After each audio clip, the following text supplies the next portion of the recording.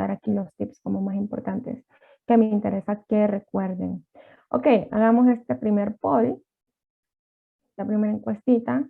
Vamos a ver qué piensan ustedes, qué piensan con respecto al ciclo reproductor femenino.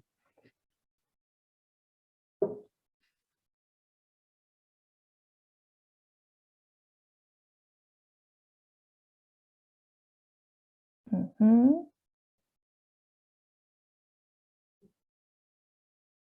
Ujú, muy bien. Ok, llevamos 13 participando. Están entre que es un proceso aislado, que ocurre solo en útero, o es un proceso que involucra ejes hormonales que afectan ovario, útero, incluso glándulas mamarias. Muy bien, me alegra que no hayan puesto todavía nadie que ocurre solo durante el embarazo. No, ok, no es así. Acuérdense que los ciclos reproductores femeninos, y van a hablar más de eso en histología, comienzan en realidad con la pubertad y terminan cuando se establece ya completamente. Comienzan a decaer con el climaterio y finalizan con la menopausia. Por lo tanto, no se dan solamente durante el embarazo, tampoco ocurren a lo largo de toda la vida de la mujer. Sin embargo, esos 16 sí, muy bien. O sea, no es un proceso aislado, necesitamos que, y ahorita lo vamos a ver, que haya un trabajo en conjunto con ejes que no solamente incluyen la interrelación entre anatomía, células también, sino que necesitamos que involucre aquí el sistema endocrino, y por eso vamos a empezar a hablar un poquito de algunas hormonas. ¿Ok? Así que muy bien, todos por participar. Entonces, vamos a ver si alguien participó en el chat. No, no, está vacío. Ok, entonces sigamos con esto. Cuando hablamos de ciclos reproductores femeninos, comienzan con la menarquia, ok, que es esa primera menstruación. Sin embargo, van a ver eventualmente, a medida que estudian histología después, que hay algunos procesos o cambios previos que se van dando, sobre todo a nivel hormonal. Ok, y es muy interesante cómo sucede y cómo no estoy grabando. Gracias por recordármelo, Irma. Vamos a grabar. Eso es muy importante y ustedes tienen esa tarea todos los días conmigo. ¿Dónde está? ¿Por qué no me...? Ah, aquí está. Recording Ok, in progress. ahora sí. Entonces, es bien interesante cómo sucede, pero ahorita pues vamos a hablar sobre todo a partir de la menarquia. Entonces, sí, son regulados por ejes, ¿ok? Cuando hablamos de ejes endocrinos, normalmente estamos hablando de niveles, ¿ok? Y en este caso el eje que se va a asociar a las gónadas, ovario, testículo, en este caso específicamente el ovario, es el eje hipotálamo, hipófisis y ovario. Por lo tanto, hablamos de niveles. Si ustedes se fijan acá, ok, déjenme mover esto. Este sería el primer nivel, aquí, en el hipotálamo. El segundo nivel ocurre aquí, en la glándula de hipófisis, y pues obviamente el tercer nivel va a ocurrir aquí en el ovario. Ven la relación que existe, sin embargo, con ese eje específico y los cambios que pueden ocurrir aquí en este otro nivel, que no es que es el cuarto nivel, en realidad, pero sí la relación entre esos tres primeros niveles puede tener un efecto aquí, de hecho lo tiene, a nivel del endometrio uterino, ¿ok? Y además de eso, no solamente afecta el útero, también afecta ovario y trompa, ¿ok? Entonces sí, preparan para que al cuerpo, en este caso los ciclos reproductores, pues lo preparan para un embarazo. Ese es el objetivo al final del día de todos estos cambios que la mujer va a tener mes con mes. Ahora, si les hablo de ejes, estos ejes trabajan con un proceso de retroalimentación negativa. Esa es la forma en la que tienden a regularse. ¿Ok? ¿Qué significa retroalimentación negativa? Que una vez que se logra un efecto en un tejido, ¿ok? O que una hormona actúe en un tejido, puede ser que envíe señales a ejes superiores, ¿ok? Para acá, y luego para acá, con el objetivo de bloquear algunas secuencias, ¿ok? Eso significa retroalimentación negativa. No quiero entrar mucho en el concepto, ya se lo voy a explicar de una forma clínica más adelante y va a ser más fácil de entender, pero sí para que entiendan que obviamente la vieja, sí, el hipotálamo produce esta hormona, que es la hormona liberadora de gonadotropinas. Las gonadotropinas son folículo estimulante y luteinizante, esto que está aquí. Esto significa hormona folículo estimulante, hormona luteinizante. Entonces, esa hormona liberadora de gonadotropina se produce a nivel hipotalámico. Va a actuar sobre la glándula pituitaria o hipófisis. Y es la hipófisis finalmente la que produce la gonadotropina como tal, que es folículo estimulante, luteinizante. Ahora, ¿qué pasa con las gonadotropinas? Así se le llama a esas dos hormonas. Pues una, por su nombre, si lo escuchan en la mujer, lo que va a promover es el desarrollo de los folículos ováricos. Acuérdense ayer que les decía que el ovocito primario queda ya arrestado en la profase de meiosis 1 en la mujer desde el periodo embrionario y que se va a acompañar de un folículo primordial durante toda esa vida hasta la pubertad, y luego los folículos empiezan a cambiar, así como también el ovocito primario va a entrar en las diferentes fases que siguen de la meiosis. Entonces, esa hormona folículo estimulante lo que va a hacer es promover cambios a nivel de esas células que rodean al ovocito primario. Aquí lo miran, ¿ves? Aquí está el ovocito primario. Y en este punto, en esta imagen, ya se conoce como folículo primario, porque ya estamos a nivel de la pubertad, ¿cierto? Y vamos a comenzar con todo este proceso que nos va a llevar eventualmente a la ovulación y, si sucede, pues a un embarazo. Entonces, eso es lo que hacen, y una vez que comienzan a crecer esas células del folículo, que aquí ustedes lo miran, va a convertirse después en un folículo secundario, un folículo maduro, folículo antral, finalmente un folículo de Graf, que crece tanto y crea esta cavidad en el folículo, que es el antro, que se empieza a llenar de líquido producido por las mismas células que rodean a ese ovocito, que eventualmente se rompe, hace una presión importante, ¿ok? En el folículo que más crece, porque recuerden que mensualmente solamente uno crece más de una corte de más o menos 20. Y lo que va a hacer, aparte de liberar ya el ovocito, va a lograr además la producción, miren, de estrógenos por las células foliculares. Entonces, por eso ustedes miran que a medida crece el folículo, empieza a liberar estrógeno. El estrógeno es una hormona que ahorita nos vamos a limitar a decir que se produce en el ovario, ¿ok? Ya más adelante les van a ir agregando más cosas a esto, pero para cuestiones de clase, en este punto estoy hablando del estrógeno producido a nivel ovárico. Ahora, la hormona luteinizante es muy importante también, así se le llama luteinizante, porque a medida va aumentando, y ya lo vamos a ver en una tabla para que lo entiendan bien, a medida se van sucediendo esos cambios en el ovario, ¿ok? Va a haber un pico de hormona luteinizante que se va a liberar. Y de hecho, esa hormona luteinizante empieza a liberarse, miren, desde que el folículo, ya tenemos un folículo de Graf o maduro, que es este que está aquí. Tiene que subir bastante su liberación de forma que induzca la ovulación. Por eso se le llama como pico ovulatorio, detonante de la ovulación. ¿Y qué va a hacer además de eso? De promover la ovulación, estimula a las mismas células foliculares también y al cuerpo lúteo, que queda, miren, esto que está aquí, porque este se va a ir, ¿cierto? Este óvulo, ok, que todavía, bueno, todavía es un ovocito secundario en este punto, se va a liberar a la trompa de falopio, ¿cierto? Y lo que queda en el ovario, esto, aquello que albergó inicialmente ese folículo que estaba ahí antes, se va a convertir en un cuerpo lúteo. Y sobre él también va a actuar la hormona luteinizante, de hecho de ahí viene más o menos el nombre, ¿no? Hormona luteinizante va a actuar sobre el cuerpo lúteo, que se va a empezar a desarrollar en esa cicatriz que deja el espacio donde creció el folículo que más logró crecer en ese periodo menstrual. ¿Por qué es importante? Porque se mantiene y produce progesterona y estrógeno. ¿Ok? Lo va a continuar produciendo. Sin embargo, el cuerpo lúteo depende de que haya fecundación.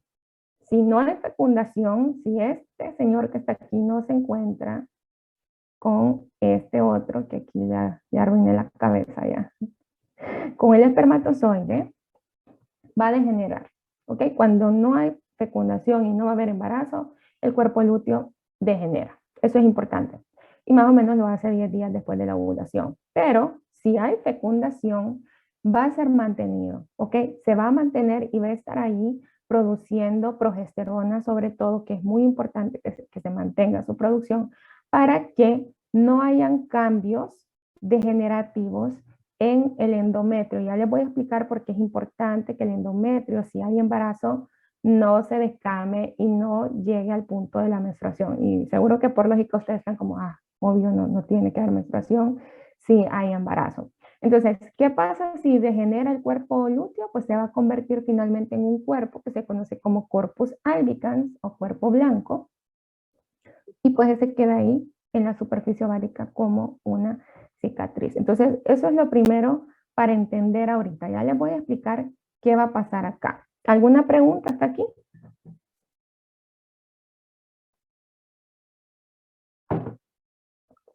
¿No?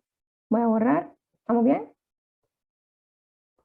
Ok, no tengo nada de preguntas en el chat. Ok, entonces, ¿qué les dice acá? Las hormonas ováricas también inducen cambios en el endometrio y de eso vamos a estar hablando ahorita más adelante.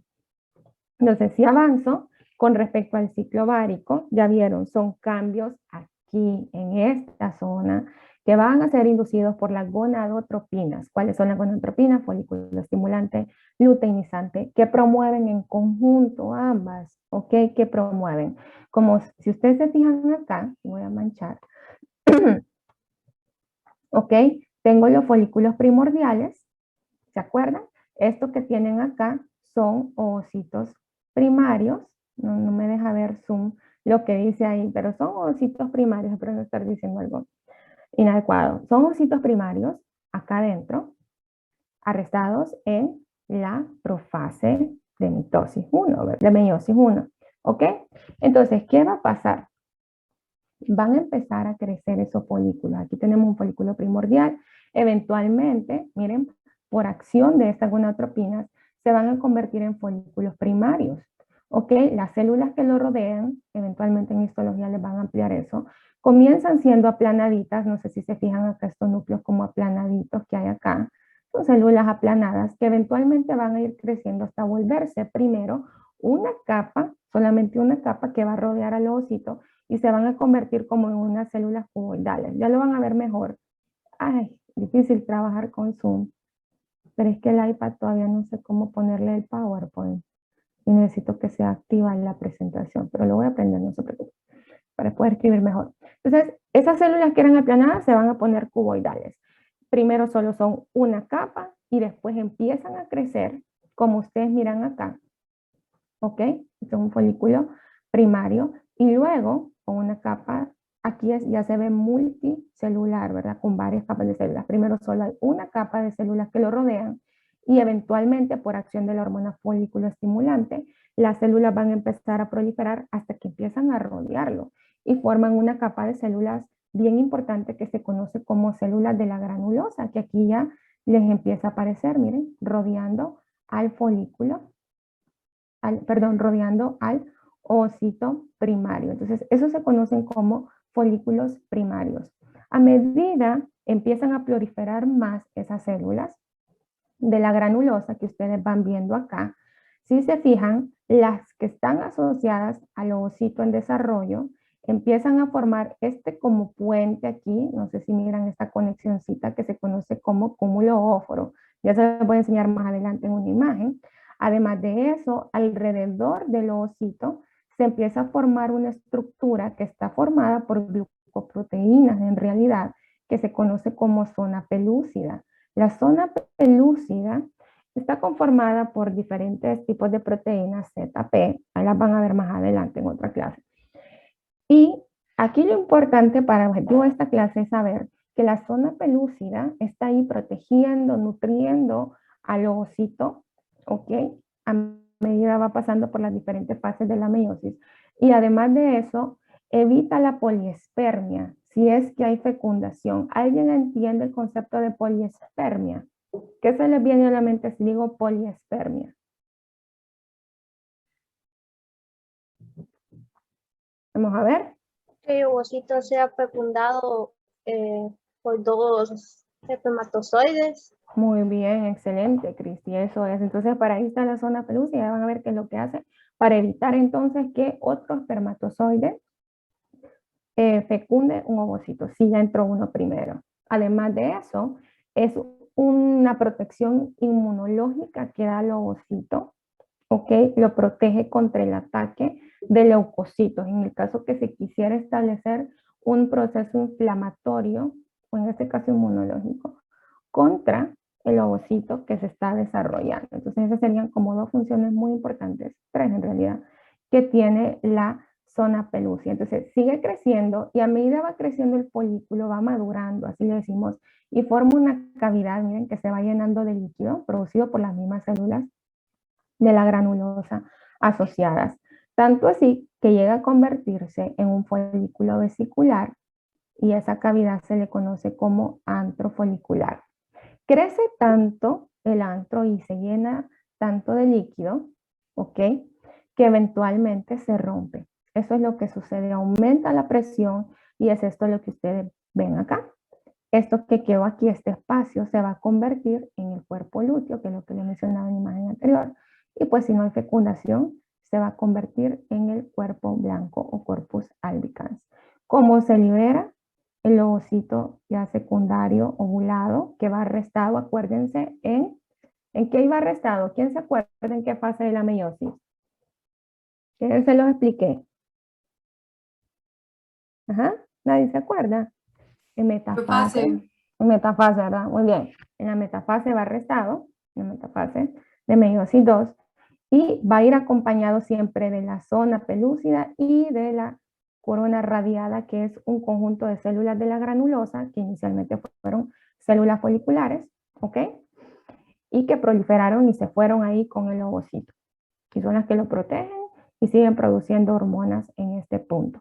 Ok, en la etapa proliferativa, lo que les mencionaba, solo un corte de folículos va a crecer. Al final, uno es el que madura completamente, que sería este que está aquí, y libera al ovocito secundario. Me pueden detener para hacerme preguntas. En cualquier momento ya lo saben. Ok, si avanzo entonces. ¿Qué características tiene ese desarrollo folicular? Bueno, básicamente creo que ya les dije todo esto. Crecen y se diferencian los ovocitos primarios. Vamos a ver, alguien me preguntó aquí. Fecundación. Ah, muy bien, Paola. Sí, esa es la poliospermia.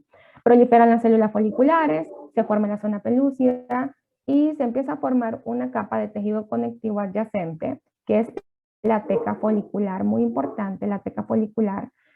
Aquí no sale en esta imagen y no voy a hacer énfasis en eso porque es más como de histología, pero crea factores angiogénicos la teca folicular y también tiene un soporte hormonal. Pero al final del día también ayuda al soporte nutritivo del ovocito en desarrollo. Si avanzo, aquí los pueden ver. Miren, estos son folículos primarios, ¿ok? Algunos de ellos se ven más como folículos primordiales porque están súper aplanadas las células. ¿Ok? Esto que ven aquí sería uno, aquí vemos otro, igual en histología lo van a repasar. Y si se fijan, entonces lo que les mencionaba, pasamos de un folículo, miren, primordial, y eventualmente ya se vuelve un folículo unicapa. Ese UF significa unicapa, y si se fijan ya las células son cuboidales. Y aquí ya se ve la forma como cubito de todas las células que rodean al ovocito. Y aquí la vemos mucho mejor. Si ustedes se fijan ya como que va creciendo aún más. Y ya se les menciona aquí como células de la granulosa, que es la que les mencionaba que iban a empezar a proliferar. Lo otro que miran aquí, este es un ovocito con más cerca, ¿no? También, y empiezan a ver cómo se empieza a formar aquí a su alrededor la famosa zona pelúcida, que es lo que les mencionaba, ¿verdad? Y vemos cómo también ya están proliferando las células foliculares, ya se ven que está como doble capa aquí, dos capitas de células cuboidales, esas son las células de la granulosa, y esto que ven acá afuera son las células de la teca, ¿ok? Que hay una teca interna, teca externa, pero eso se lo vamos a dejar a histología. Eso es lo que a mí me interesa, lo que yo le mencioné ahorita es lo que me interesa para objetivos de esta clase. Miren, si vemos aquí la evolución, vamos viendo entonces el famoso cúmulo óforo, que es lo que les mencionaba, que dentro del folículo en crecimiento, y una vez que se crea el antro lleno de líquido, hay como un tallo de contención que mantiene la unión siempre del ovocito a la capa de células de la granulosa que están creciendo. Y esto que va creciendo aquí también es la famosa corona radiada. Esto es líquido antral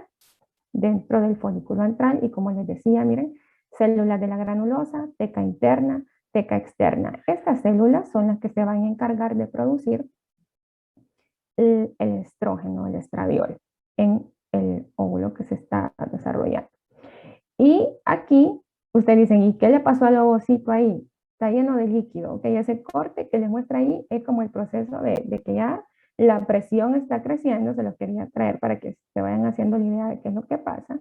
Y este corte bonito de ovario lo que les muestra son ovocitos en diferentes estadios. Miren, esto más chiquito, luego aquí tenemos un folículo antral, uno que ya se está acercando al estallido, si ustedes se fijan, ¿verdad? Entonces, si avanzo acá, este también, miren, este es el folículo que va a ovular, ¿ok? Si se fijan acá, varios como que se llenaron, pero este le ganó a los demás, hizo la mayor presión y crea esto que se ve aquí, que es el estigma, que es como una superficie saliente sobre la superficie del ovario que incluso se puede ver en imágenes radiológicas si se le hace un ultrasonido a la paciente. Eso se va a romper, tal como lo han visto en las imágenes anteriores, y va a dejar este cuerpo que queda aquí, que inicialmente se conoce como cuerpo hemorrágico. ¿Ok? Eso es lo que se mira ahí. Antes del cuerpo lúteo, lo que queda es el cuerpo hemorrágico. ¿Ok? Porque hay un pequeño sangrado, tampoco crean que es como una super hemorragia, pero sí hay un pequeño sangradito aquí, en la zona donde se dio el desprendimiento del ovocito, ¿verdad? Al momento de la fecundación, y eventualmente esto se va a convertir en cuerpo lúteo y finalmente en corpus albicans. Los traigo para que hagan la correlación eventualmente con histología y por si sus compañeros de laboratorio creo que van a usar imágenes, perdón, ellos en los laboratorios presenciales, así que lo mejor es que yo les ayude un poquito desde antes. Este es solo repetitivo, otra vez solo para recordarles lo que les mencioné ayer, ¿verdad? Que antes del, perdón, déjenme mover esto. Ok, antes del nacimiento, en el periodo embrionario, en el periodo fetal, ya tenemos, lo voy a estar repitiendo porque hay gente que se confunde con eso, ya tenemos los ovocitos primarios, no se les olvide que están arrestados en profase 1, no se les vaya a olvidar ese pool, ese acúmulo de ovocitos, con ellos nacemos las mujeres. Y en este punto, ese ovocito primario arrestado en profase 1, miren, va a estar rodeado por células foliculares, pero en este caso se le llama folículo primordial. ¿Cuándo es folículo primario? Esas células que van a empezar a crecer cuando ya estamos en la pubertad y empieza entonces esa corte de 20 a empezar a crecer. Ahí ya cambia su nombre de un folículo primordial a un folículo primario. Yo les pregunto, ¿el ovocito primario durante el desarrollo embrionario está rodeado por un folículo primario? No, falso. Está rodeado por un folículo primordial. Ese es el nombre que se utiliza para referirse a esas células que lo rodean, ¿ok? Eso por hacerles una idea cómo les podría preguntar esas cosas. Arresto totalmente meiosis 1 durante la infancia, se activa durante la pubertad, unos van a entrar y continúan con el proceso de meiosis, si se acuerdan, las células foliculares van creciendo a la par de ellos, ¿ok? Luego tenemos un ovocito secundario, que ya pasó, si se acuerdan, el proceso terminó en la meiosis 1 y se convirtió en un ovocito secundario que se va a restar en meiosis 2, en la metafase, y que una vez que se ovule, si logró ovularse, la va a terminar solamente si ocurre la fertilización, y que en cada proceso de meiosis que se termina, no olvidar que se produce un cuerpo polar que eventualmente va a degenerar. ¿Cuántos cuerpos polares se producen en este proceso? 2. Con la meiosis 1, 1, con la meiosis 2, el segundo. ¿Ok? No sé si tienen alguna pregunta hasta ahorita, me la pueden ir haciendo. Ya los voy a poner a participar, no se preocupen. Entonces, la ovulación, una cosita bien importante, no se olviden de la relación anatómica y de la importancia que se exista, por eso, entre el ovario y la trompa de Falopio, que lo que estamos viendo son las fimbrias, acuérdense que aquí comienza el infundíbulo, y la importancia que tiene la estructura histológica de la trompa uterina para que se dé el viaje del óvulo, eventualmente si se fecunda, que se fecunde en una zona específica, y luego que llegue al útero y se implante, ¿ok? Aquí les muestra entonces cuando ya está listo ese folículo, miren, maduro, se forma el estigma, que es lo que les decía, ese saliente de la superficie que se puede visualizar en imágenes de ultrasonido y luego pues va a ser liberado. Esa relación que existe, incluso la aproximación que hay entre la trompa al ovario, también es inducida por las hormonas, ¿ok? Por las hormonas de los ciclos reproductores, por el estrógeno y la progesterona. Eso hace que se acerquen para que sea más fácil entonces que el óvulo llegue y viaje a lo largo de la trompa. Cuando se da la ovulación, 24 horas del pico, miren, de LH, y eso va a ser estimulado por un aumento de los estrógenos. Ya lo vamos a ver en una imagen. Se va a romper el estigma, que es esto que ven aquí, ¿ok? Gracias a la presencia de plasminas y metaloproteinasas, que son sustancias que lo que se hacen es encargadas de romper ciertos componentes celulares y promover entonces esa ruptura que va a lograr que el ovocito secundario salga. Y ese ovocito secundario, como les decía, va rodeado de la zona pelúcida, ¿ok? Y de las células foliculares que forman la corona radiada.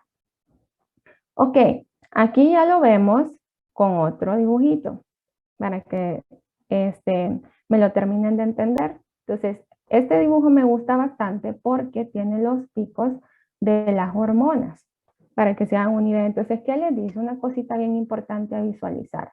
Voy a manchar aquí, vamos a ver. Vamos a manchar en todos los colores, están ahí, bueno, en rosado voy a manchar. Entonces, si ustedes se fijan, les compara ciclo ovárico, temperatura corporal, hormonas de la hipófisis anterior, hormonas ováricas, y lo que sucede en el ciclo uterino les da los días en los que esto va pasando. Esto es un cuadro muy bueno para aprender esto. Entonces, como les mencionaba, una cosa clínica importante que podría reconocer la mujer es decir, la temperatura corporal. ¿Ok? Si se fijan, al momento de la ovulación, la temperatura corporal aumenta bastante.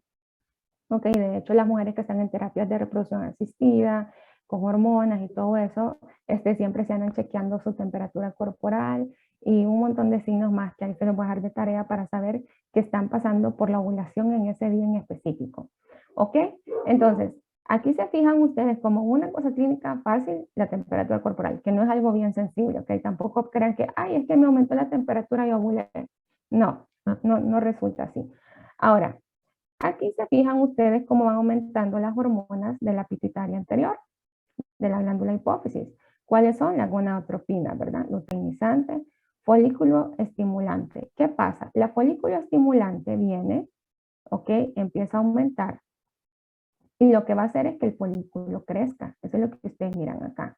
Y a medida que crece el folículo, les dije que estas células que lo rodean empiezan a producir una hormona ovárica muy importante que es el estradiol. Estrógeno les puede decir en algunos libros. El aumento del estrógeno, el estradiol, gracias al crecimiento de las células foliculares, es necesario para que acá arriba, ¿ok? En la hipófisis, se promueva la liberación de la hormona luteinizante y crezca ese pico. Al darse ese pico, o sea que llegó más hormona a la paciente, se liberó en gran cantidad, es que se da realmente la ovulación. Entonces, si se fijan, todo esto está como súper relacionado, ¿ok? Y luego, una vez que se da la ovulación, si ustedes se fijan, empiezan como a descender en un punto medio ambas hormonas. Ahora, una vez que se da la ovulación, la presencia del cuerpo lúteo va a promover entonces la producción de otra hormona en el ovario, que es la progesterona. Y si lo asociamos acá, ya porque aquí tengo la imagen, van a ver que esos cambios que se producen en el ovario van a producir, miren, la liberación de estas dos hormonas en el mismo.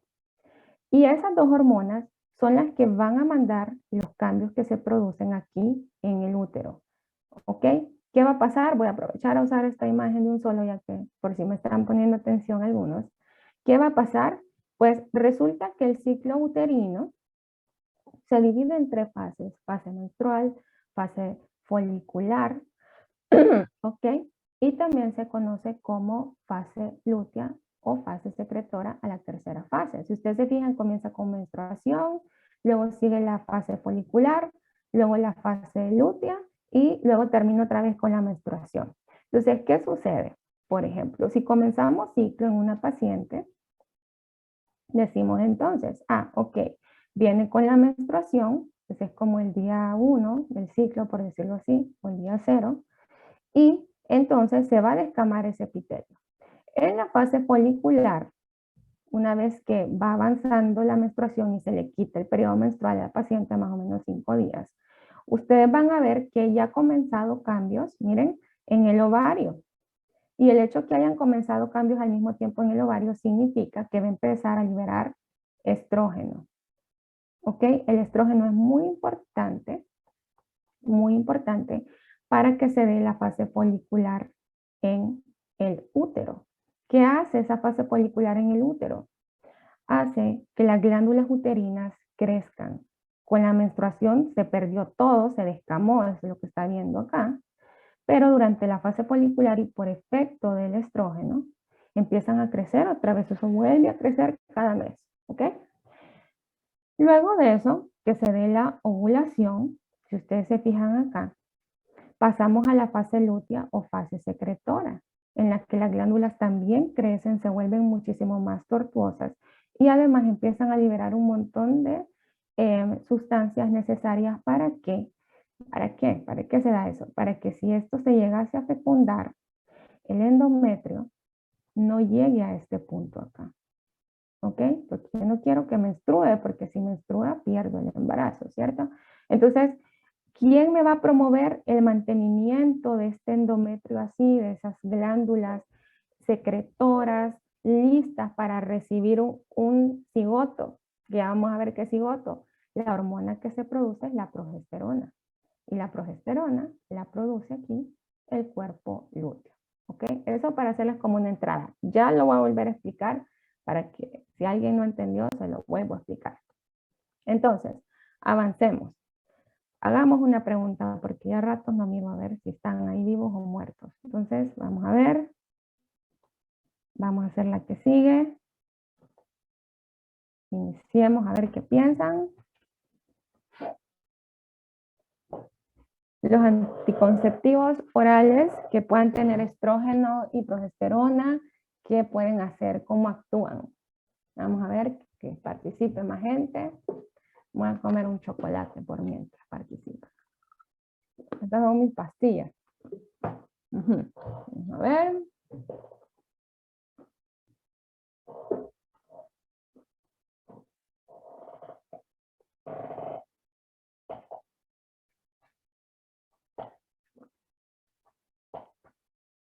Ok.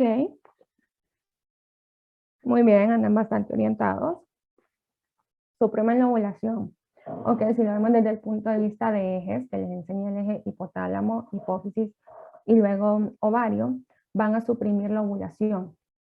Y ya lo vamos a ver en una imagen cómo es desde el punto de vista fisiológico. ¿Evitan la fertilización? Pues al evitar la ovulación, sí, ¿verdad? Porque si no hay óvulo no hay nada que fertilizar. ¿Ok? Muy bien los que respondieron primero. La función directa es suprimir la ovulación. Ahora, bloquean el paso a los espermatozoides en el caso de algunos anticonceptivos orales, sobre todo los que tienen carga de progesterona, alteran el espesor del moco cervical. ¿Ok? Lo pueden alterar, lo vuelven bien espeso y eso pues obviamente sí crea un bloqueo y es una de las cosas que inducen los anticonceptivos orales. No solamente suprimen la ovulación, sino que también con cambios que se producen en las secreciones del útero pueden llegar a bloquear el paso de los espermatozoides. Entonces, muy bien, gracias por participar. Avancemos aquí. Entonces, conceptos clínicos, que es lo que les quería mencionar. Anovulación y hormonas. ¿Qué es anovulación? Pues es falta de ovulación. Normalmente la anovulación se va a dar porque hay una inadecuada secreción de gonadotropinas. ¿Quién se acuerda cuáles eran las gonadotropinas? ¿Cómo se llamaban? Uy. ¿Quién se acuerda cuáles eran las gonadotropinas? Fertilizante y folículo estimulante. Excelente. ¿Quién me habló? Yo. Luisa. Muy bien, Luisa. Esas son. Entonces, normalmente es porque en cualquiera de esos dos ejes allá arriba puede que exista un bloqueo, ¿ok? Ya sea la hormona liberadora de gonadotropinas o las gonadotropinas a nivel hipofisiario. Ahora, puede ser entonces que ante estas situaciones se pueda promover una inducción con gonadotropinas, porque son sustancias que se pueden producir sintéticamente también a nivel de fármaco. Y lo que pueden hacer en algunas pacientes es que inducen la maduración de múltiples folículos, ¿ok? Ya cuando se hacen como terapia exógena y se induce eso, puede ser que sean tantos los folículos que varios maduren al mismo tiempo y varios estén como listos para poder liberar el óvulo, ¿ok? El ovocito. Entonces pueden producirse múltiples ovulaciones, que es lo que le dice ahí, y en ese caso muchas mujeres que buscan este tipo de asistencia para concebir pueden tener embarazos múltiples. Ahora, cuando hablamos de un ciclo menstrual anovulatorio, significa que sí hay periodo menstrual. Vamos a ver, aquí me escribieron en el chat. Aquí, sí, gracias por responder con la luteinizante, folículo estimulante, todos los que respondieron, Kevin, Valerie, Carlos, Catherine. Ok, entonces, hay ciclo menstrual, o sea, sí hay menstruación, pero no hubo una ovulación, ¿ok?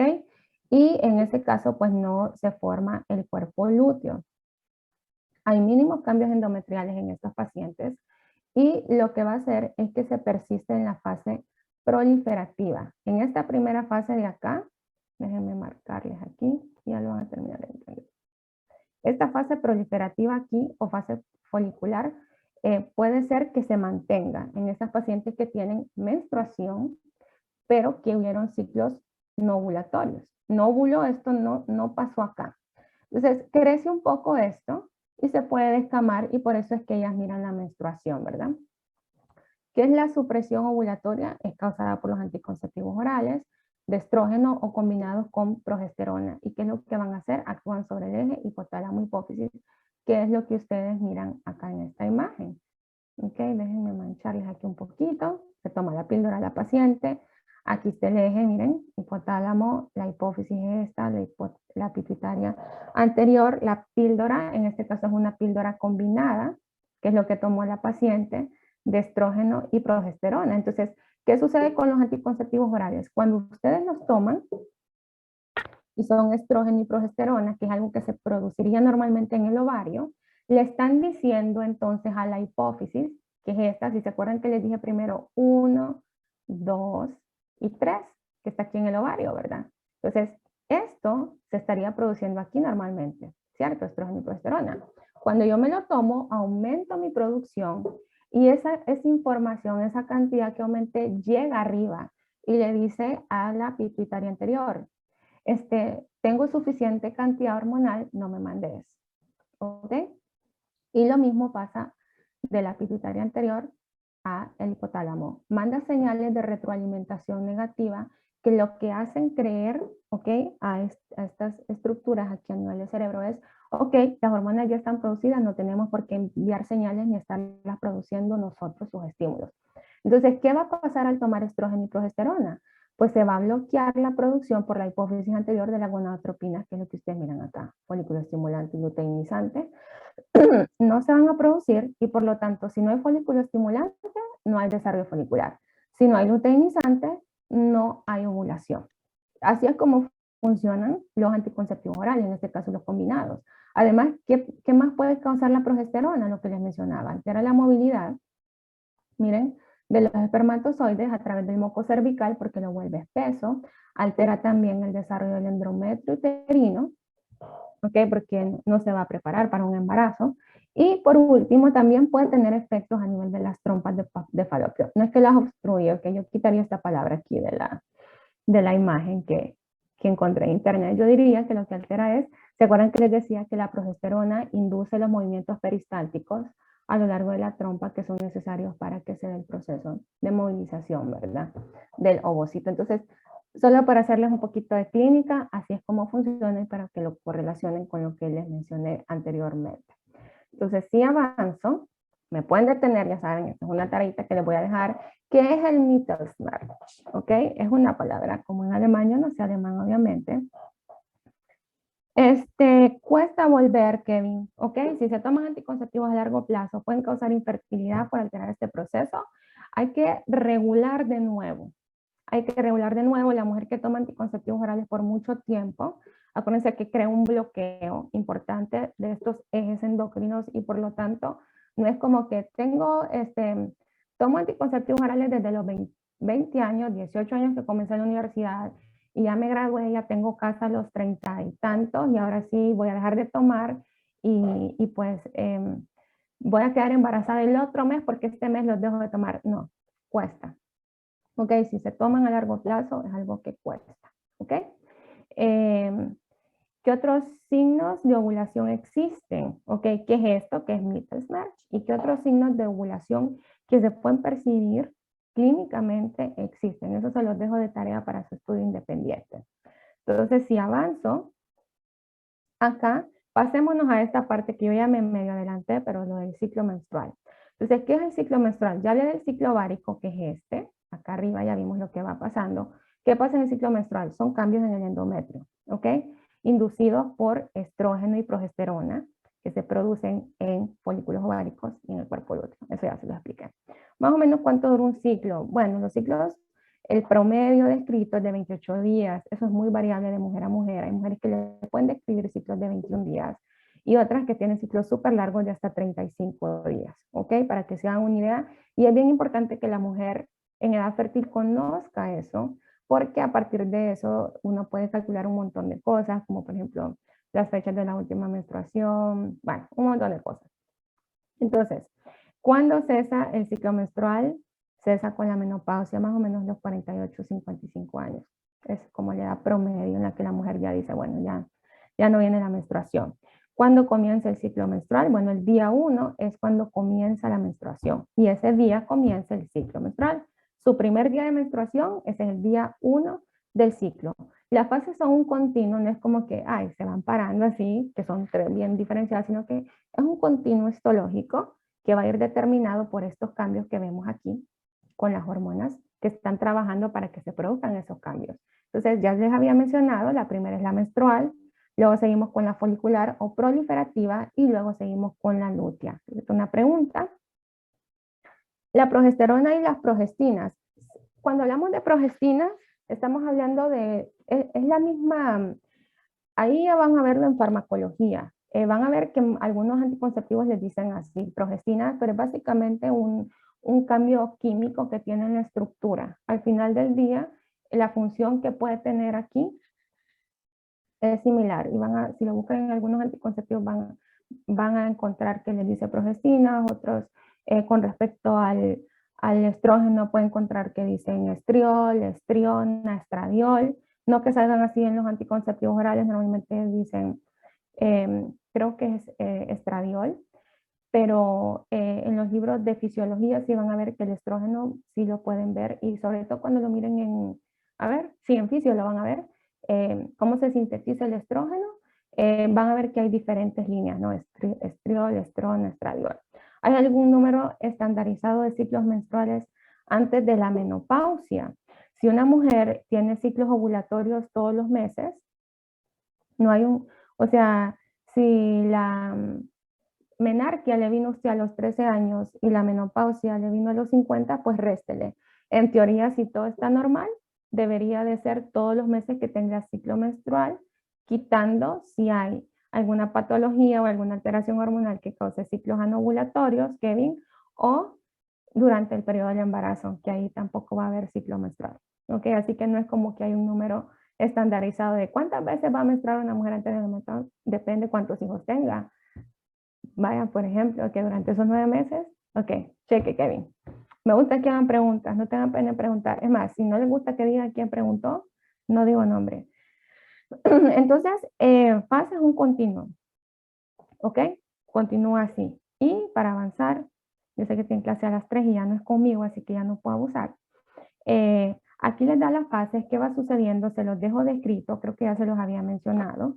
El endometrio, después de la menstruación, va a quedar delgado, ¿ok? En la mujer es bien variable cuánto dura la menstruación. Hay mujeres que les van a decir 3 días al cuarto no tengo nada, otras les van a decir, uy, a mí el periodo me dura una semana. Hay otras que les van a decir que hasta 10 días andan sangrando. Obviamente los últimos días solo son como un goteo intermitente de menor cantidad, pero tienen que sentarse a escuchar eso cuando estén con pacientes, es bien variable.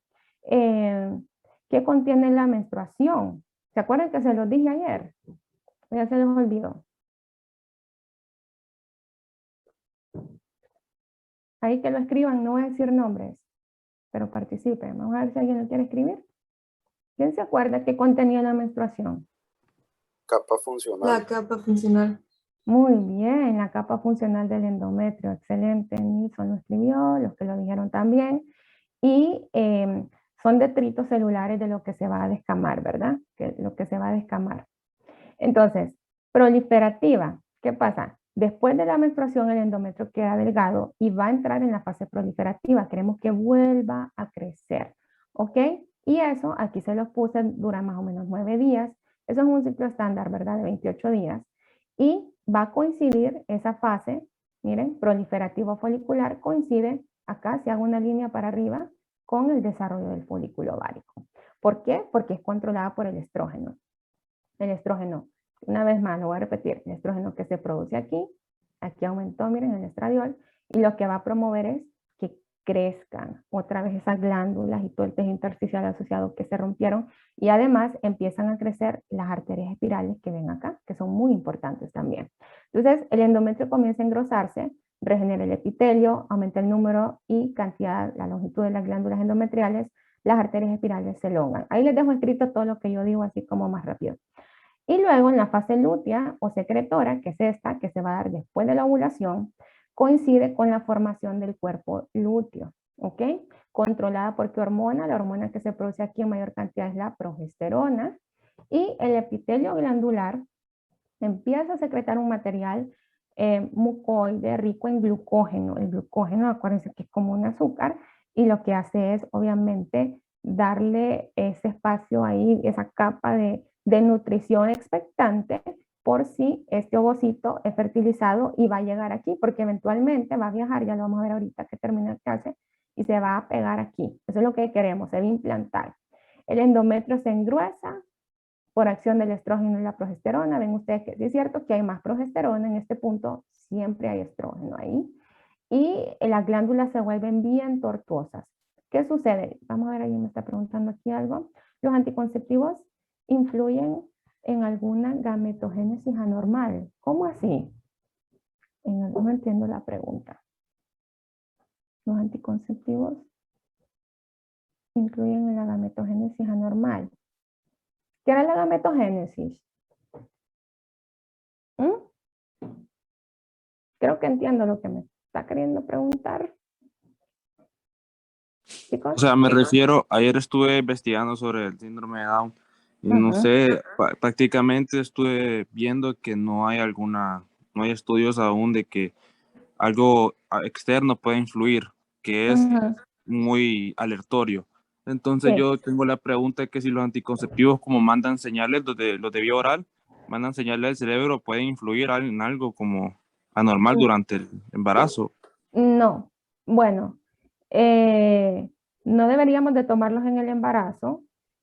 Con respecto a la gametogénesis es un fenómeno aparte que sucedió, acuérdense, antes, ¿verdad? En el caso del hombre es la testosterona la que va a inducir sobre todo el mantenimiento de la espermatogénesis, ¿cierto? ¿Ok? Y en el caso de, en el caso de la mujer, y eso ahí ya se salió, no les quiero confundir. Yo ahorita les estaba hablando del estrógeno y la progesterona producidos a nivel de ovario, pero ustedes van a ver ahorita en histología que también se pueden producir en la zona reticular de la glándula suprarrenal. ¿Ok? También ahí se puede dar un poquito el estímulo de estas hormonas de características sexuales. ¿Por qué se dice que se puede estar ovulando aún sin tener sangrado menstrual en el mes? Por ejemplo, en personas con desnutrición, pero en edad fértil. Vamos a ver. ¿Por qué se dice que se puede estar? Pero solo voy a terminar la idea espérenme, voy a terminar la idea de Eduardo. No deberían de afectar la gametogénesis, ¿ok? No la afectan, o sea, si no, no se usarían. Sería muy peligroso que alteren el proceso que se da para que quede listo el espermatozoide para fecundar y para que se dé el proceso de meiosis aquí, bueno, desde que se dio en periodo embrionario y luego para que se dé aquí ya en la pubertad. Entonces, no lo afecta. Yo diría que no, ¿ok? Tendría que irlo a buscar yo también, nunca me habían hecho esa pregunta. Para no perder la continuidad de la clase, voy a responder las preguntas al final, ¿ok? Voy a responder las preguntas al final. Catherine, lo voy a responder al final. Acuérdenme, eso sí, para no terminarla. Porque si no, como que se me pierden los otros que, ok, me gusta que hagan preguntas, no dejen de hacerlas. Entonces, ¿qué pasa? Ya me perdí bien por eso. Se mantiene siempre el estrógeno y la progesterona, ¿ok? Siempre se mantiene y va a promover que eso crezca y que se libere glucógeno de las glándulas y esté listo por si hay fecundación, el ovocito, ¿ok? En este caso ya óvulo fecundado llegue y se implante ahí. Si no pasa, eventualmente el cuerpo lúteo les dije que va a degenerar, ¿se acuerdan? Si no hubo fecundación. Los niveles de estrógeno y progesterona, por ende, van a disminuir, porque ya no hay quien los siga produciendo en ese punto, a niveles suficientes como para mantener acá, en fase lútea, el endometrio. Y entonces, vamos a entrar otra vez en el proceso de menstruación. Y así sucesivamente todos los meses, durante la vida reproductora de la mujer, o si hay un embarazo. Si hay un embarazo, se va a mantener aquí este punto alto, esa liberación de progesterona, inicialmente por el cuerpo lúteo, después lo produce, ya van a ver quién lo produce, se va a enseñar hoy en la clase, para que esto no se descame. Queremos entonces que se mantenga el endometrio en una fase lútea, por decirlo así, ¿ok? Para que esté listo ahí ese nido para implantar el embrión, el futuro embrión. Otra pregunta aquí. Muy interesante las preguntas que están haciendo. Ok, ya vamos, bueno, antes de pasar, aquí voy a responder las preguntas porque seguro que después se les olvida. Ok, vamos a ver, Catherine. Catherine me hizo las dos preguntas, Kevin. Ok, dice, ¿por qué se dice que se puede estar ovulando aún sin tener sangrado menstrual en el mes? Por ejemplo, en personas con desnutrición, pero en edad fértil. Ok, muchas personas, por ejemplo, que sufren de anorexia, por ejemplo, y personas con desnutrición, sí pueden llegar a tener alteración, jóvenes, de estos ciclos hormonales acá arriba. ¿Ok? Sí puede haber un proceso alterado a nivel de los ejes que mueven todas estas hormonas necesarias para que se dé el proceso de ovulación. Ahora, ¿por qué se puede estar ovulando aún sin tener sangrado menstrual? Bien complejo de explicar eso aquí en este punto de la carrera, pero normalmente, y aquí solamente les voy a explicar la parte fisiológica de eso. O sea, si ovulamos, para que se hagan una idea, ahí tendríamos que ver qué pasó aquí en este paciente y estudiarlo más, Catherine. Porque si usted logró ovular, ¿ok? Lo más probable, lo lógico, lo que diría la fisiología, es que usted tiene activos estos sistemas hormonales. Y que si están activos, no podrían actuar de forma aislada aquí, sin actuar acá. Porque si hubo ovulación es porque hubo crecimiento folicular. Si hubo crecimiento folicular es porque hubo estrógeno que indujera cambios en el endometrio. ¿Me entienden? No sé si me explico. Y si hubieron cambios en el endometrio, después de una ovulación es porque hay suficiente cantidad hormonal para que si no hay embarazo, eventualmente haya esta caída hormonal que no llegue a la menstruación. Entonces ahí en ese caso habría que estudiar a esta paciente. Ahora, la pregunta que sigue, sí creo que tendría que ir a estudiar en este caso así. Y una buena alimentación y un buen esfuerzo físico podría ser de ayuda para alguna paciente con periodo irregular, definitivamente. ¿Ok? Es muy importante. Voy a ver, como me quitaron, ya tenía los invitados listos, pero bueno. Voy a ver si les consigo a alguien Ese es un tema bien interesante, ¿saben? Cuando la gente habla, no sé si han escuchado una enfermedad del síndrome de ovario poliquístico. ¿Ok? Muchas pacientes van a mejorar sin terapia hormonal. Van a mejorar porque cambian lo que comen. Y lo que se les indica, o por lo menos lo que la ciencia dice, ¿ok? Es que hay que quitar todas las proteínas de origen animal. O sea, básicamente vuélvanse veganos. Esos pacientes que tienen irregularidades menstruales mejoran mucho, lo han demostrado muchos casos clínicos y hay evidencia científica que lo respalda, en que, ¿ok? Si cambian su alimentación a una alimentación basada en plantas o de total vegano, o sea, quitar ese estímulo de la leche, por ejemplo, que es malísima, y todo lo que se produce en la leche es lo peor que le podemos hacer al cuerpo, y no digamos las otras proteínas de origen animal, sí mejoran.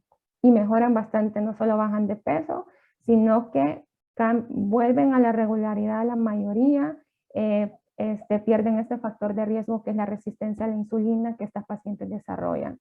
Entonces, para quien no esté preguntando, bueno, ese nombre Kevin, muy buena pregunta también, al igual que todos los demás.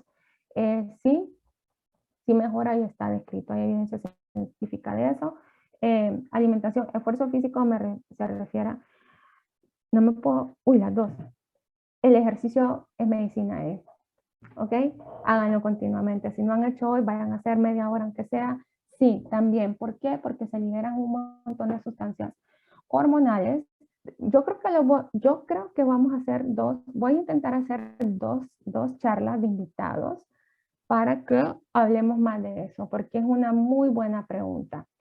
Para que no se vuelvan médicos pastilleros.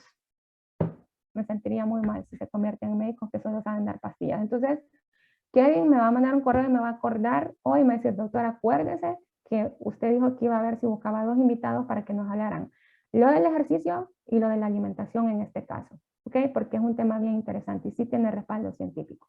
Ok, voy a seguir porque tengo que seguir con la clase. Ok, listo, Kevin. Seguimos, a ver quién entendió. Vamos a ver quién quiere participar.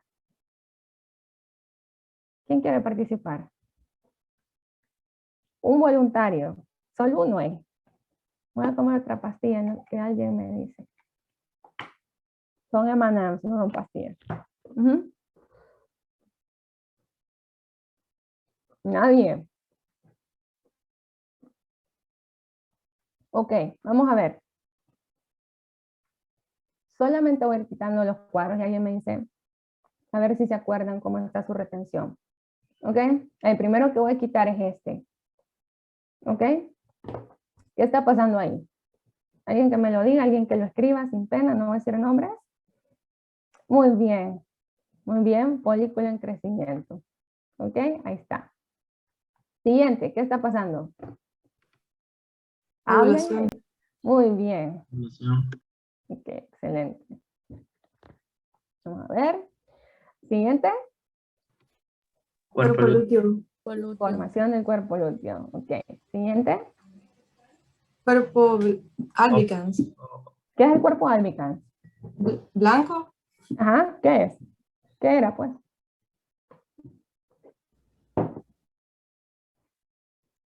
¿Qué era? Si yo les digo, ¿y de dónde salió? Con El el cuerpo cuerpo lúteo no se hemorrágico. era. Muy bien, es como una cicatriz que queda ahí si el cuerpo lúteo degenera. Muy bien. ¿Qué hormonas eran las que estaban ahí? A ver. ¿La verde cuál es? Aquí, de las hormonas de la hipófisis anterior. ¿Quién se acuerda? Es folículo estimulante y la otra es la hormona luteinizante. Muy bien, Roberto, excelente. Ok, y de las hormonas que están aquí asociadas al crecimiento folicular, ¿cuál sería esta?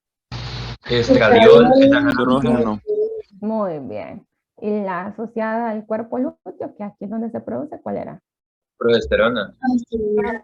Súper. Veo que están participando en el chat también. Muy bien, gracias por participar todos los que están ahí. Ok, y acá, en el ciclo uterino, ¿qué sería esto? Lo primero, pues si es el día 1, ¿en qué fase estoy? Menstruación. Ajá. Después de la menstruación, ¿a qué fase voy a pasar? Folicular. Folicular. Ujú. ¿Y qué está pasando ahí?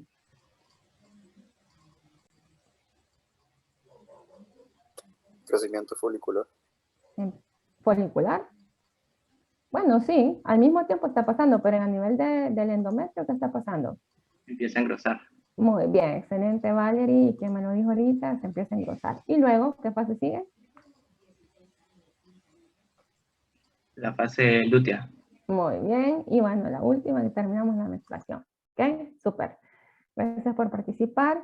¿Por qué son importantes estos cambios en el endometrio entonces? ¿Por qué creen que son importantes? Vamos a preguntarles.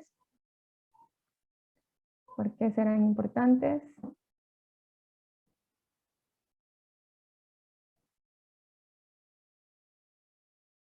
Empiecen ahí a votar.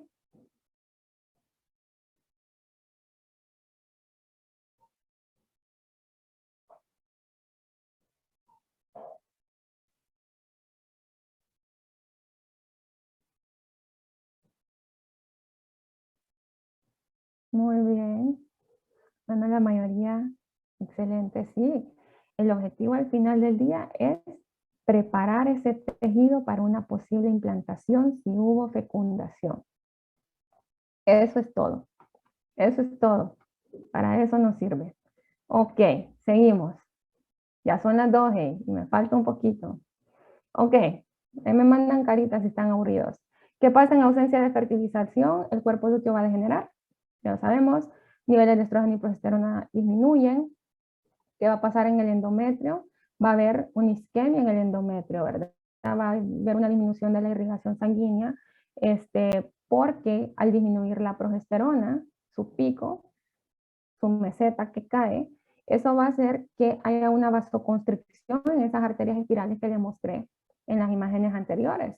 Y pues eso va a hacer que se cree una isquemia, ¿verdad? Una falta de irrigación adecuada. Las glándulas van a disminuir en tamaño, el endometrio pues se empieza a encoger y al haber, sobre todo el efecto es por esa vasoconstricción de las arterias espirales que están ahí, y eso va a promover una estasis, o sea, una alteración del flujo sanguíneo adecuado, eventualmente isquemia y necrosis. Esos vasos al final se van a romper y se van a liberar en forma de menstruación. ¿Cuánto se pierde más o menos? 20-80 ml de sangre, no es tanta cantidad, ¿verdad? Esto es como el promedio de mujeres que pierden bastante cantidad y que están haciendo hemogramas. Siempre hay que preguntar ese tipo de cosas, es importante. Y la capa que se pierde, yo creo que ya saben cuál es. ¿Quién es? ¿Uno que me lo diga? El endometrio. ¿Cuál? ¿Cuál es la capa de endometrio? La funcional. Muy bien, excelente. Aquí tengo en el chat gente hablando también. La funcional, Valerie, Nilsson. ¿Quién más? Tengo que aprenderme sus nombres ustedes. Ok, Luisa, muy bien. Ok. Bueno, esta capita que está aquí, toda esta es la que se va. Ok, aquí está la basal. Estas arterias espirales son las que se van a tener vasoconstricción hasta que se vuelven isquémicas, se necrosan y todo eso se va a liberar. Ahora, bien importante aquí, las bases, esto que está aquí, de la glándula queda ahí. Esta es la parte basal del endometrio. No, nunca vayan a decir que se va todo el endometrio en la menstruación. No es así. Si se fijan, siempre queda la conexión aquí con las arterias rectas y además las bases, miren, los sacos de las glándulas quedan ahí en la capa basal. ¿Por qué? Porque necesitamos que después vuelva a regenerar todo eso. Si se fuera todo, estamos mal. ¿Ok? Sigo entonces. Si la fertilización ocurre, ¿qué va a pasar con el cigoto? Va a haber un clivaje. ¿Ok? Clivaje del cigoto, se forma el blastocisto. Ya vamos a ver qué es eso. Cuando se da la implantación, o sea, ya en útero, aproximadamente 6º día de la fase lútea. Ahí en ese momento, si hubo fertilización, se va a dar. Se produce una hormona que es la hormona gonadotropina coriónica humana, que la produce el sincitio trofoblasto. Ya van a ver qué es sincitio trofoblasto ahorita. Mantiene la secreción de estrógeno y progesterona por el cuerpo lúteo. Entonces ustedes dicen, ok, la doctora dijo que el cuerpo lúteo sin la fecundación más o menos va a degenerar a los 10 días, pero si hay fecundación se va a mantener casi por 4 o 5 meses. ¿Quién me ayuda a que eso pase? Pues me ayuda la gonadotropina coriónica humana que se produce en ese embrioncito que se está implantando. Ya van a ver a qué me refiero. Y la presencia de esa hormona, pues aparte de que induce, que empieza a aumentar bastante en los primeros meses del embarazo y es la causante de los síntomas en algunas mujeres, hace que el cuerpo lúteo no se degenere. No lo vayan a olvidar, es la gonadotropina coriónica humana, eso significa HCG, qué barbaridad que no lo escribí completo aquí. Hace que el cuerpo lúteo no degenere y mantenga esos niveles de estrógeno y progesterona. Luego la placenta es la que se va a encargar también de mantener niveles hormonales. De eso vamos a hablar más adelante. ¿Qué va a pasar? El ciclo menstrual cesa, se queda en una fase de embarazo el endometrio y al terminar el embarazo todo vuelve de nuevo, ¿ok? Todo vuelve a, como que se vuelve a recalibrar. Ahora, puede ser que si la mujer da lactancia materna exclusiva, tenga ciclos anovulatorios. Y de hecho, en ellas, esto sí es muy frecuente, que si la mujer da lactancia materna exclusiva, o sea, a demanda, si el bebé quiere vivir pegado en la mamá, esas mamás que hacen eso, normalmente en los primeros 6 meses no menstruan. Y eso sirve como un método de planificación familiar. No tienen ciclos ovulatorios y de hecho algunas no menstruan. ¿Ok? Es un tema bien interesante eso. El cuerpo albicans queda como una cicatriz en el ovario, ¿cierto? Sí, ahí queda. Ok, transporte de gametos. Esto creo que ya lo saben, el transporte del ovocito. Con respecto al transporte del espermatozoide, el semen tiene más o menos 200 a 600 millones de espermatozoides. La vesiculasa es una sustancia que la producen las glándulas seminales, que va ahí dentro de la secreción del semen, y lo que hace es que promueve que como que se coagule, ¿ok? Y dentro del tracto femenino ayuda a formar un tapón cervical en la hoz externa. No sé si se acuerdan ustedes, ayer que les hablé de que el canal cervical tenía un agujero interno, un agujero externo. Entonces, una vez que hace contacto con eso, la vesiculasa promueve que lo que entró de semen como que se tapone ahí para evitar que los espermatozoides se salgan. Con la ovulación, además de eso, el moco cervical aumenta en cantidad y se vuelve menos viscoso, se vuelve más fluido, y eso permite que los espermatozoides puedan viajar por el tracto reproductor femenino. Se mueven más o menos a 2 a 3 milímetros por minuto, y esto es bien dependiente del pH. ¿Ok? En la vagina, donde el pH es ácido, ese movimiento sería un poco limitado, es más lento, pero una vez que entran al útero, donde el pH es más alcalino, eso permite que se muevan más rápido. Aproximadamente 200 son los que terminan llegando a la ampolla. ¿Ok? ¿Quién me dibujaría el viaje del espermatozoide y hasta el óvulo para fertilizarlo? ¿Quién quiere mancharme aquí esta imagen y decir, ok, el espermatozoide se formó aquí, luego va a pasar por acá? ¿Quién se atreve? Vamos a ver. En el tracto reproductor masculino, ¿de dónde sale? ¿Para dónde va? No voy a terminar la clase, yo creo. Pero bueno, no importa. Ajá. Pero dígame. Vamos a ver, ¿dónde se producen los espermatozoides, Gabriel? ¿En qué parte del testículo? Alguien que le quiera ayudar, no solo Gabriel está en clase, ¿va? Vamos a ver. Vamos a ver si escribieron En ahí. los tubos semíferos. Muy bien, desde ahí, en los túbulos seminíferos, Carlos Escobar, muy bien, quien participó aquí hablando también. Y aquí ya me marcaron, miren, el trayecto, ¿verdad? Por el conducto eferente. Acuérdense que se producen aquí, en los túbulos seminíferos. Eventualmente pasa al epidídimo, del epidídimo al conducto deferente. Aquí hay una red mayor de vasos, que ya los van a aprender cuando miren histología. Y luego se va a unir a los ductos de las glándulas asociadas, ¿se acuerdan? ¿Se acuerdan de las glándulas seminales, de la glándula prostática y de las glándulas bulboretrales? Y luego, perdón, se forma el conducto eyaculatorio, que se va a continuar con la uretra prostática, membranosa, y finalmente la uretra esponjosa. Ajá, y de aquí, ¿de dónde sale? Entonces llévenlo pues, fecúndenmelo. Pongan un óvulo donde lo tengan que poner en la mujer y fecunden. A ver, ¿cómo sería? Continúe ahí de la línea negra que dejó. Ajá, Irma, pero aquí, Irma, vámonos acá. Llévelo.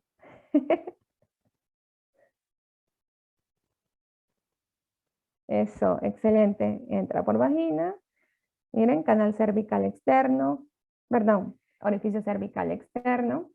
Aquí, muy bien, pasó por canal cervical, orificio cervical interno, cavidad uterina, y luego muy bien que aquí marcó ella que es en la ampolla donde se va a encontrar normalmente con el ovocito. Muy bien, excelente, chicos. Seguimos pues. Vamos a borrar esto. Correlación fisiológica, bueno, esto es importante de leerlo un poco, recordar el proceso de capacitación, ¿verdad? Recién eyaculado, el espermatozoide es en realidad incapaz de fertilizar.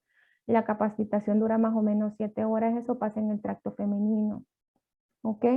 El epidídimo, que es una zona donde se terminan de madurar los espermatozoides, libera un factor que se conoce como factor glicolípido descapacitante o decapacitante, que es la glicerofosfocolina. Lo que hace es que se une a la membrana del espermatozoide y va a bloquear la reacción acrosómica. ¿Ok? ¿Por qué es importante la reacción acrosómica? Porque esa es la que permite que el espermatozoide pueda penetrar la corona radiada y eventualmente la zona pelúcida. ¿Qué sucede con la reacción acrosómica? El acrosoma, no sé si se acuerdan ayer que mirábamos el espermatozoide. teníamos el núcleo, el espermatozoide, y aquí tenía la capuchita encima, que era el acrosoma, ¿no? Que era una cantidad de proteínas que se producían ahí en Golgi, en la fase Golgi, y que empezaban a crecer en el espermatozoide. Esa capucha acrosómica que está aquí asociada al polo anterior, por decirlo así, del núcleo, está separada de la membrana del espermatozoide. Cuando se da la reacción acrosómica, se van a pegar, se unen y se crean poros, ¿ok? Se va a fusionar, miren, con el acrosoma, se fusiona con la membrana celular externa del espermatozoide y crea poros aquí. Se abren unos espacios aquí, poros, y lo que se van a liberar son enzimas proteolíticas, hidrolíticas, que lo que buscan es entonces degradar la corona radiada con la que venía el ovocito y permitir entonces que se dé la penetración y eventualmente la fecundación. ¿Qué pasa ese tiempo que está el espermatozoide en el tracto femenino, ese tiempo de capacitación? Se eliminan esos factores inhibitorios del líquido seminal, por ejemplo se tiene que eliminar para que se dé la reacción acrosómica. Se elimina el colesterol de la membrana del espermatozoide aquí para facilitar ese proceso de creación de poros, y además también el calcio entra en el espermatozoide y eso hace que haya una mayor movilidad en el flagelo y tenga ese movimiento de latigazo que seguro que lo han visto en los videos de secundaria. Ok, eso es por hacerles una correlación fisiológica. La viabilidad de ambos, ¿cómo está? Los ovocitos son fertilizados en la trompa uterina. ¿Ok? Y van a suceder más o menos en las 12 horas después de la ovulación. Si pasan después de 24 horas, bien difícil porque empiezan a degenerar. ¿Ok? No es como que ovule hoy y me van a fecundar de aquí a 3 días. No, no es así. Hay que aprovechar ese día para la mujer que quiere tener hijos. La mayor parte de los espermatozoides no van a sobrevivir más de 24 horas en el tracto genital femenino. Esa es otra cosa muy importante. Ahora sí, recalcar que ambos elementos, ¿verdad? Ambos gametos pueden ser congelados por años y eso sirve para que algunas personas que tienen alguna dificultad o que deciden postergar tener hijos y hacerlo mucho más mayores, cuando si lo hacen de forma natural es más difícil, pues entonces pueden pasar por reproducción asistida y los congelan. ¿El líquido preseminal puede contener espermatozoides? ¿Y es positivo? Sí. Sí puede tener. ¿Ok? Vamos. Doctora, yo hace como un año estoy investigando sobre esto, ¿verdad? Entonces, pero yo siempre tuve, por ahorita que hizo la pregunta Kevin, tuve una pregunta siempre que nunca me la pude responder porque no sabía nada, pero quiero saber si se puede embarazar uno con el líquido preseminal si hay roce, no si penetra. Porque si penetra, sí he fijado que sí se embarazan, pero es muy, muy improbable. Ahora, el roce no sé si Ya funciona vio o no. todo el camino. ¿Ok? Uno, ya vio todo el camino. Ahora, si en el líquido preseminal hay un espermatozoide que está maduro, que aquí en este señor, en el epidimo, se maduró bien, lleva todos los elementos adecuados en el líquido seminal que le permitirían capacitarse aquí en la cavidad uterina. Eso con la primera pregunta del líquido preseminal. Y llega, y por suerte avanza, están las condiciones, la mujer está en su día 14, buena temperatura, moco bien líquido, puede llegar y embarazarla. Ahora, ¿Ok? también le quería preguntar, estuve leyendo que como que la orina, o sea, los líquidos preseminal puede tener esperma, si espermatozoides, si digamos que hubiera un evento donde los espermatozoides hubieran salido del pene. Entonces quisiera saber si la orina puede limpiar ese canal para que no la líquido preseminal no embarace. Ok, miren, ok. Ven la relación anatómica, ¿verdad? Orinamos por uretra, en caso del hombre, orina por uretra, y esta se conecta con el conducto eyaculatorio. ¿Ok? El líquido preseminal, eso lo van a terminar de aprender en fisiología después, son secreciones que se producen a partir de estas 3 glándulas, ¿cierto? Y en todo este trayecto hay espermatozoides. Lo que pasa es que en el momento de la eyaculación, vamos a necesitar primero la excitación, ¿no? Y la rigidez de los cuerpos cavernosos, cuerpos esponjosos, por acción del sistema nervioso parasimpático, y luego la eyección, que la va a promover el sistema nervioso simpático. Entonces, cuando el hombre está teniendo relaciones sexuales, aun si todavía no se ha activado el sistema simpático para que haya la eyección, siempre está liberando líquido, ¿ok? Siempre pasa. Y por eso es tan importante que si la mujer no está tomando anticonceptivos orales, usen un método de barrera. Ahora, usted me dice, si el hombre eyaculó ayer, no sé, ayer, y hoy ha estado orinando todo el día, si eso limpió lo que pudo haber quedado acá. Sí, podría ser, lo limpia, porque la orina, pues, ¿cuántas veces puede orinar una persona? Toma bastante agua, orinar mucho, ¿no? Porque el conducto se comparte. Ahora, ¿qué pasa? Para que se libere el líquido preseminal es necesario que usted esté excitado y se activan todos los sistemas que van a comenzar a liberar esas sustancias para el semen, para que si hay eyaculación, eso ya esté listo para disparar, como se dice, ¿no? Entonces, ténganle mucho cuidado de esos conceptos para que no haya accidentes, ¿ok? Sí, en el líquido preseminal pueden haber espermatozoides y con la otra pregunta que me hacía, que larga se nos va a hacer la clase, ya no terminé. El roce a qué punto, a nivel de vulva, si hay vagina y hay penetración, mucho cuidado con eso. Hay que utilizar método de barrera, ok, pero sí les diría que es necesario que para que con el glande esté aquí, que haya eyaculación, eso aumentaría, entonces las probabilidades de que esa cantidad de espermatozoide que va con el semen pueda llegar hasta aquí a la ampolla, ¿ok? No sé si respondí todas sus preguntas. Me está diciendo que es inestable mi conexión. Lo que le digo es que el líquido preseminal en espermatozoide solo se eyaculó 2 días antes de la relación. ¿Es verdad? La excitación va a hacer que se empiecen a liberar todas esas sustancias. Y esto es un conducto, ustedes. Esto es un conducto de movilidad continua. ¿Ok? Voy a avanzar porque si no se me hace bien larga la clase y quería terminar. Ok. Igual me pueden seguir preguntando. Muy interesantes sus preguntas. Esto de tarea, que es la vasectomía y conteo espermático. Ok, cuando estamos hablando de que un paciente varón sea, por ejemplo, infértil o estéril, vayan a leerlo como tarea independiente. No sé si tienen algunas preguntas.